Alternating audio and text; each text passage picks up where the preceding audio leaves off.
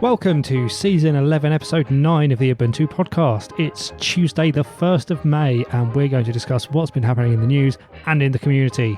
I'm Mark, and joining me this week are Alan. Rat fans. And Martin. I honestly, hello. Hello. We're all back then. We made it. Yes. Through another fortnight. Has it been that long? Really? It has. Oh my god. Have you been busy? Quickly. No, it's been a week. What are you saying? Oh yes. Sorry. Oh yes. Lose the magic there. Oh dear. So Alan, what have you been up to this week? So last week I mentioned I've been playing with Windows 95. This week I thought I'd step it up a notch, and I've been playing with MS-DOS. Is that an upgrade? Yes, very much so. So the internet's favourite contrarian, Brian Lunduke, has made a computer game called Linux Tycoon 2, which is a follow-on from his gangbusters game, Linux Tycoon, which was made available many years ago under the GPL. And it struck me that nobody had made his MS-DOS game, Linux Tycoon, available more easily on Linux. So I dug out a DOS boot disk and a copy of Microsoft Visual Basic for MS-DOS, and I got the code off of GitHub. What? Visual Basic for MS-DOS? Yes.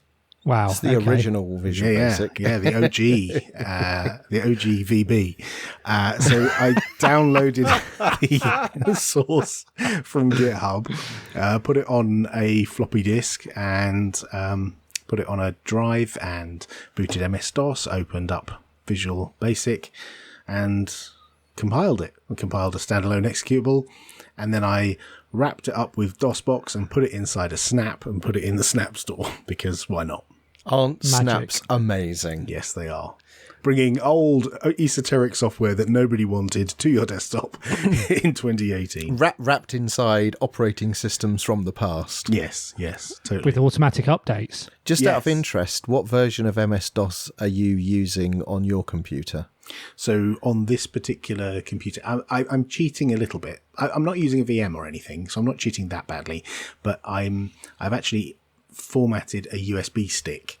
I had to format it with 4 drives because it's too big. It's 2 gigs. And you It's can't 4 have, partitions. Yeah, it's got 4 partitions. And the C drive that has MS-DOS on it, and actually also has Windows 3.1 on it. What was the original question? Oh yeah, that's how MS-DOS 6.22 and Windows 3.1. Okay. But the thing is, I can carry that USB stick around, plug it into pretty much any computer, and boot into MS-DOS off of that floppy disk, and then play DOS games and stuff. So I don't have to have a machine dedicated to DOS, although I do. Haven't you bought about 3 in the last 4 weeks or something? Yeah, more on that next week, maybe. Oh no, not even more. I can't believe you. I can't even. Yeah. No. So I've been playing with MS-DOS, and it was jolly good fun. Right. Martin, save us from this retro madness. What have you been doing? Well, I've been doing a couple of things. I'm going to have a callback to Alan's, though. So I was a guest on Destination Linux podcast, episode 67. We'll have a link. Worth listening or watching. It's very good. Oh, thank you. That's very kind of you to say so. And I've also just returned from UbuCon Europe 2018, which took place in Spain. And before I get to anything that happened there, I'm not going to betray any confidences, but there was a presentation by somebody at UbuCon Europe 2018 with a slide that referenced Brian Lunduke, and the tagline under Brian's name simply read, Linux blogger and professional troll. Was it a presentation by Brian Lunduke? No, it wasn't a presentation by Brian Lunduke. Hang on, we've mentioned him twice in the first 5 minutes of the show. I know. Let's move on. Is that enough? Well, maybe this is the episode we get that out of our system. Right, yes, exactly. So anyway, yeah, I've had a fantastic week in Spain, in Asturias, organised by Marcus Costales and his army of co-organisers, and it was a fabulous 3 days of geeking out about Ubuntu and giving talks and listening to talks and all the big parties in the evening. It wore me out somewhat. I was kind of dead on my legs by the end of it, but it was jolly good fun. Excellent. So we're going to put a link to the Destination Linux episode in the show notes. Yes. So our listeners can hear how you explain exactly what my involvement in the Ubuntu Mate project is. I think it's important for everybody to get to the 2-hour mark in this particular podcast. Oh my! Can we just start there to fully understand? Straight at that point. Yeah, I'll embed the YouTube video, and you can either listen to it or watch it. But they're a good bunch of guys, and it was really good fun to make. And unlike this podcast, they allowed me the latitude to anyway. Moving really on. Talk I think it's time for the news. Yep.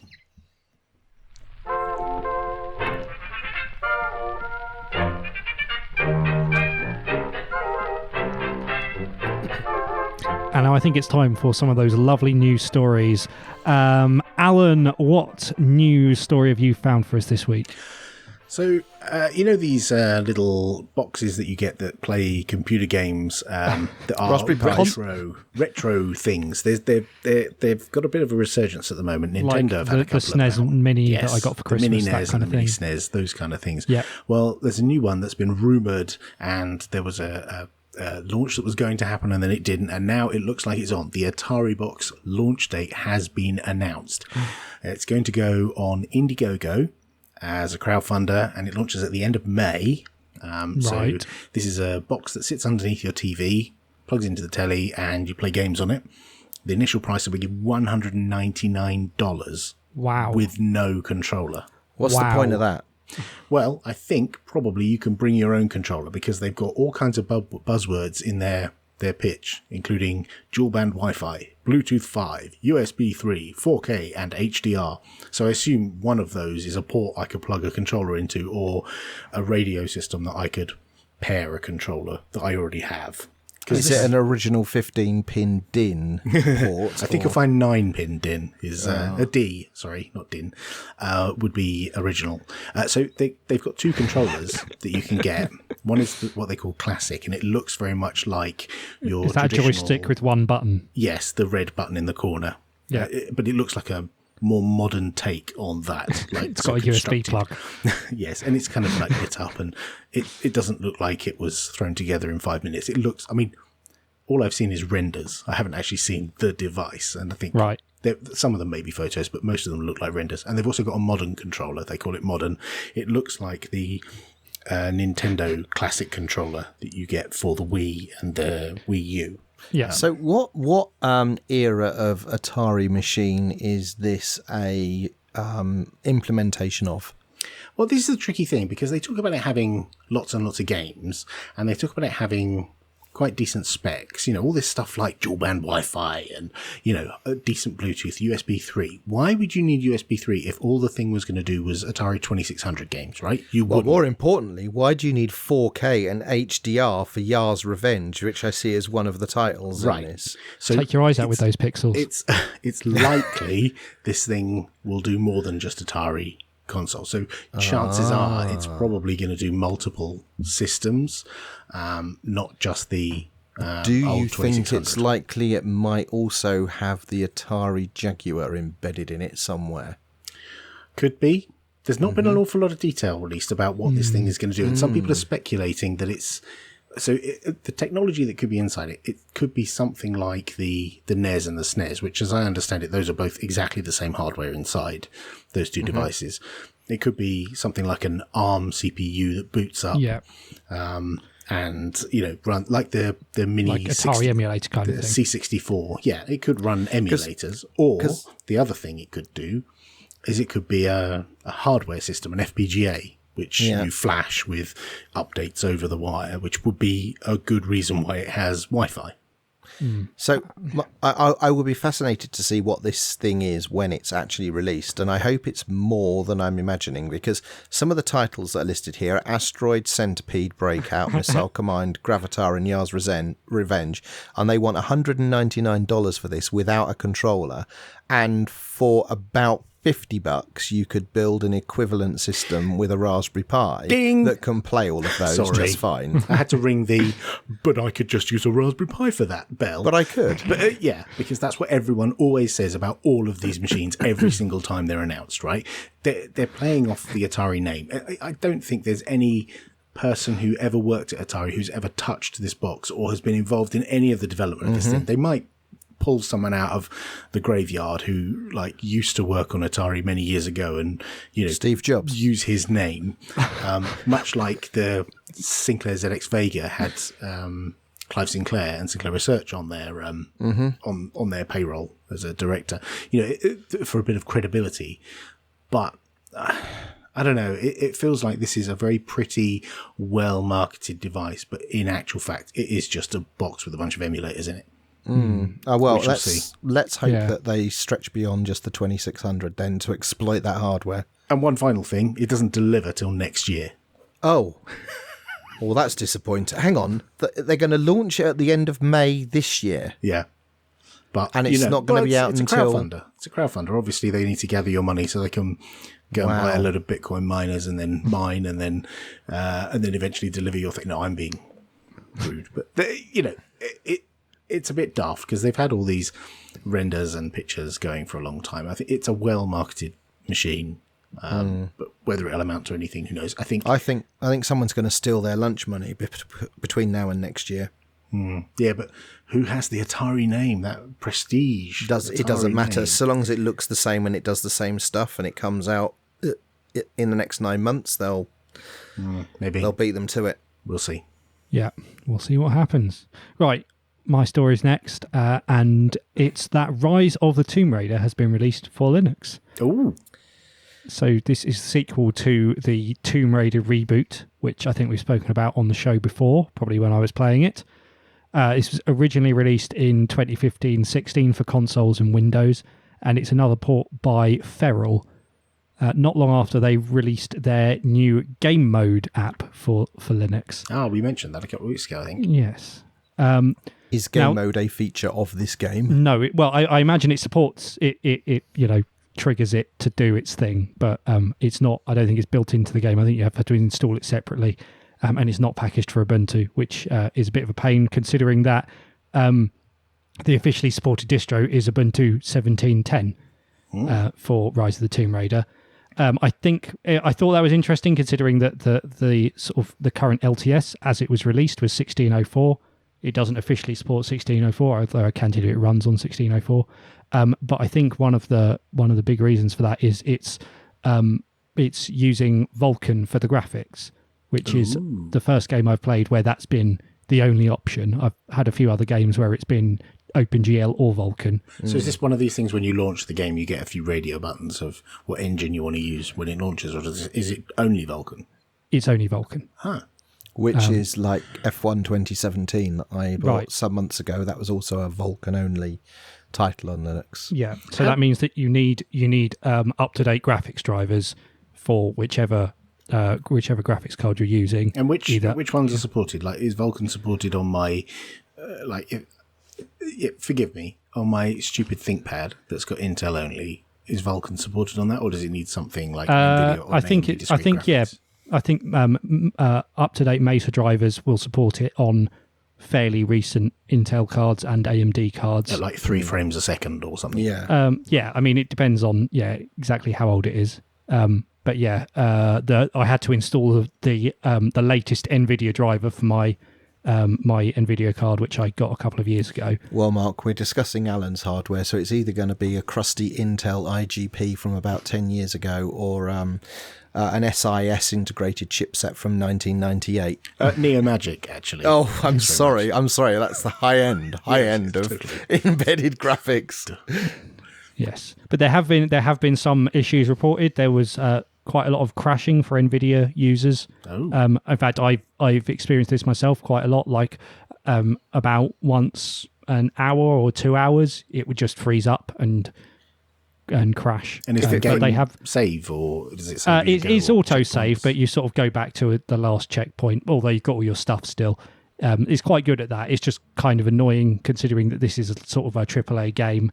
Although they have now released a public beta which fixes the issue. I've tried it, but I don't think I've played for long enough to tell if it stopped it crashing or not.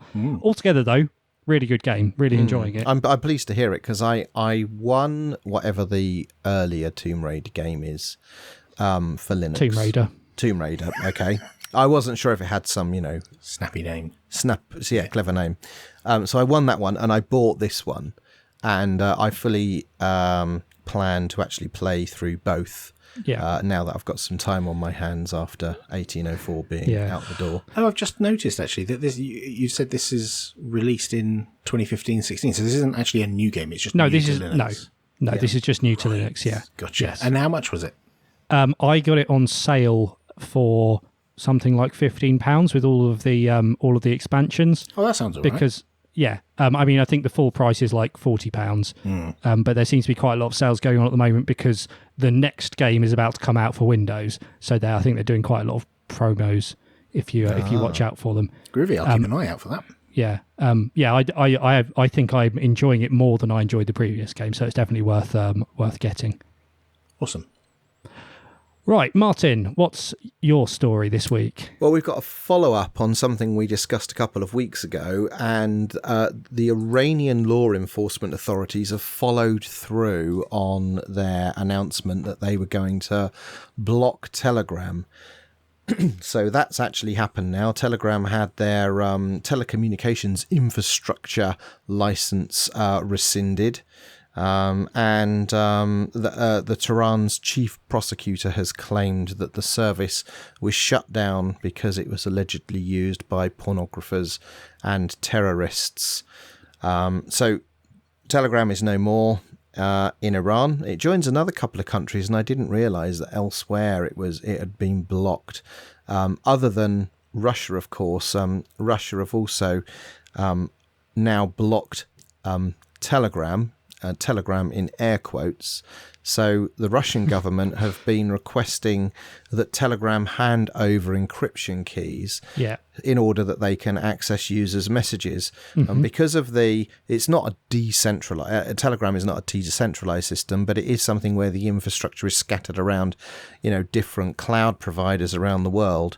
So rather ham-fistedly, the Russian government's technique of blocking Telegram is to block all of the network blocks for the large cloud providers that Telegram has any IP addresses in, which includes pretty much most of Google and Amazon AWS compute infrastructure, which is obviously disrupting Russian internet users' access to most of the internet. Yeah. I have noticed Telegram have some outages recently. I was wondering if it might be related to this kind of activity going on. It could well be. I mean, obviously most of UbuCon Europe was being coordinated on Telegram, and when we had hours at a stretch of, Telegram being unavailable, that rather, fouled with our... Switch back to IRC? Ability. Well, no, we didn't. We just, talk to each other. Talk to each other. You are physically in the same place. That is an option. Yeah, it's a good, reliable, solid fallback position, as it turns out. Awesome. So they followed through on it. But interestingly, this also disrupted, or it was anticipated to disrupt, some Iranian government organisations who were already using Telegram. Yeah. So in the meanwhile, there's an Iranian-developed alternative to Telegram, and I don't know if the pronunciation is correct, but it's Surush or Surarush or something like that. And this is now being promoted by the government as the alternative to Telegram, and it comes... I'd trust it. It comes full-featured with Death to America emojis and propaganda stickers. Seriously? Hooray. Is that humorous or seriously? That's seriously. Oh my gosh. Yeah. But is this just got a because version it for supports Linux, though. sticker packs like Telegram does and someone's made some... I think they are part of the default service, I see. as far as I understand it. Not being able to access it from here, but have it... Oh, you totally can. Oh, you can? Can you? There's a .run file. The Linux download is a 64-bit .run file. Do you have to can run it as unpack and have a root? We should totally get that snapped. You first. Oh dear. Right. Save us from this madness. Let's go on with the rest of the show.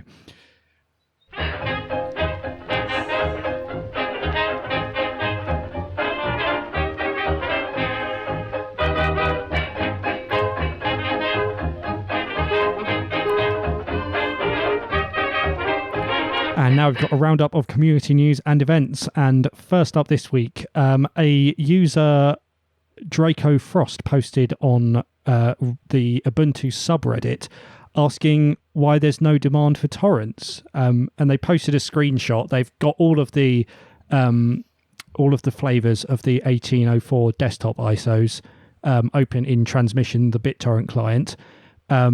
And they're seeding them all, and no one's downloading any of them. So it's interesting. Is this a defunct technology now? It's interesting because I started seeding the torrents when the release came out. I grabbed the torrent files, spun up RTorrent on a spare laptop here, and left it running. And once it had chugged through, I think I was serving up to some people at that point, but not afterwards. Like after it's seeded, I don't know, about 2 to 3 times each of the ISOs, some more than others. It didn't seed anymore. There were like no more people asking for it. Now, part of that could be there are a ton of people seeding it, or the seeds that we have on our back end are fast and people are preferring those. People's systems are preferring those. Or people are just using the direct download link and they're just not using torrent anymore, or there's no demand for torrents. It's hard to know which of those is true. Mm-hmm. Wow. I mean, answers on a postcard. I just don't know. Like, we certainly have seen quite a lot of demand for the ISO, and we've seen a lot of people installing it and a lot of people talking about it. So it's not like nobody is downloading it, but I think we've got to the point now where the infrastructure and our cloud delivery of the ISO images is that good that you can actually just click on it. Yeah, you don't necessarily need the torrent anymore. I know we always used to say, oh, please use the torrents because it'll alleviate the load on the web servers, whereas now we've got these giant CDNs that can deliver all this stuff super fast. So I think it's just not so much of a problem. And I appreciate there are some people in the world where this is still a problem, but for the most part, it isn't an issue anymore and the torrents aren't really needed. Yeah, cool. Maybe. Right, next up, GOG.com has announced that Ubuntu 18.04 is going to be officially supported for its Linux titles, and not only the main 18.04 release, but also all of the flavors and derivatives. What does that mean, officially supported, as far as GOG are concerned? So that means that if you buy a game and it doesn't work on that distro, then you can get your money back. Okay. So that's good for them. Yeah. They also had a like celebratory thing with gaming on Linux. Mm-hmm. They had a little promo earlier last week where they were like celebrating the release of 18.04. I think they did it on the Saturday, the Friday or Saturday after the release came out, just to help join in the celebration of 18.04 coming out. So that was quite nice. So it's nice that other people outside of our bubble are enjoying the release. Yeah, and they said that they'd been testing for quite a while pre-release and managed to get 90% of the Linux catalog tested with 18.04, which is quite good to to know that sort of thing's going on. Yeah. Cool. Next up, Purism and UbiPorts have officially announced that they're going to collaborate to offer Ubuntu Touch on the upcoming Librem 5 smartphone. Yeah. I saw a presentation from UbiPorts at UbuCon Europe, which touched on this and other things. As I understand it, UbiPorts are going to be doing the lion's share of the engineering effort here. Mm-hmm. And what Purism are going to be doing is providing some development boards so that UbiPorts are able to do the hardware enablement and all of that sort of thing. So I think UbiPorts are expecting their development boards in the next month or so, and then it will be down to UbiPorts to actually enable those devices such that it's ready when the Librem 5 ships in 2019. Yep, January 2019. Cool. It's cool because there's been a lot of announcements in the past about what the Librem 5 will or won't ship with, and there was speculation that it'll be GNOME based or KDE Plasma mobile based, and a lot of people said, well, there's already a mobile platform like right there ready for you. You could use this in Ubuntu Touch, and while Ubuntu Touch wasn't a complete success for us, the community have picked it up, and it's gone from strength to strength. And it's great to see that they're working with the Purism guys to land an image that will work on those devices. I think it's fantastic news. Having gone to 3 Ubuntu UbuCons now, UbiPorts always have a strong presence there. The first I went to, Ubuntu Touch was still stewarded by Canonical. The last one I went to in Paris was the first one where it was 6 months after, Canonical had stepped away from that project and UbiPorts had stepped in. And this year their presentation was like 1 year on. How are they doing? But I would say UbiPorts, a large majority of the people that coalesce around UbuCon now are people that are from or interested in UbiPorts. It's a big part of the Ubuntu community, and I actually felt quite out of place with my Android phone because it's probably the only place in Europe you could be for 3 days, and Ubuntu Touch was the majority operating system in and around the event. Yeah. Wow. Cool. Right, we've got a few events to mention. So first up is Freenode Live 2018. That's on the 3rd and 4th of November in Bath. I quite fancy going to that. I went to the one last year. It was really good. Cool. Really enjoyed it. Quite had a kind of old campy Lug Radio Live kind of feel, a little bit more professional with some good stands and good talks from people you will know from the free software community. So yeah, I definitely recommend that. Cool. Talking of unprofessional events, OggCamp. Harsh. Hey, I'm allowed to say that. No, John's doing a great job. Yeah. Can't fault him. Keep backpedaling. Keep going. So yes, one thing that we're doing a bit differently this year is we're having a call for papers. So before, we've always filled the schedule track by thinking of people who we imagine that people will find interesting, but that's quite hard to do year upon year. So we've decided to ask people to offer us their talks for the schedule track. So if you go to cfp.oggcamp.org, you can offer us your talk and you might get on the schedule track. And even if you don't, you can still come along because it's an unconference. I had no idea that OpenCFP was a thing. This is there cool. you go. It's a piece of free software that enables you to take calls for papers. That's brilliant. That's really cool. I like that. Yes. And finally, we had an email from a listener whose name I forgot to put in the show notes about an event called Missing Maps. So this is an OpenStreetMap event. There's one happening in Reading, and I think they're happening all over the place, but they're basically to... I guess fill in the gaps in OpenStreetMap. Wow. Oh, right. Okay. It's amazing. That's interesting. Because I remember being at the very first Lug Radio Live I ever went to in Wolverhampton. There were a whole bunch of people who put on high-vis vests and went off doing a mapping party or whatever you want to call it, where they all walk around with GPS trackers. A survey, I think they call it. Oh, do they? And that was my first experience of seeing people actually going out en masse to do it as a group and walk up and down roads and make sure all the road names are right and all that kind of stuff. And at the time, when you look at the map, it's like largely empty back then. Yeah. And in fact, we interviewed someone from OpenStreetMap at that Lug Radio Live. I think that was actually season 1. So that, like 10 years ago, that would have been. Cool. But that's amazing. Yeah. Well, it looks like these are happening all over the place throughout May. So we'll have a link in the show notes. Are you a freedom-hating iTunes user? Redeem yourself by helping spread the word about Ubuntu and open source. Leave a rating to tell others what you think of the Ubuntu podcast. And that's all for episode 9. Thanks very much for listening. Yes. Thank you very much. You're right there, Martin. Yeah, I'm just surprised we managed to get through that in good order. Oh, ye of little faith. Mark keeping us on track for the whole thing. Absolutely. Yes, showrunner extraordinaire. What are we talking about next week? I think we'll be talking about the release of Ubuntu 18.04 and what we think about it. See you then.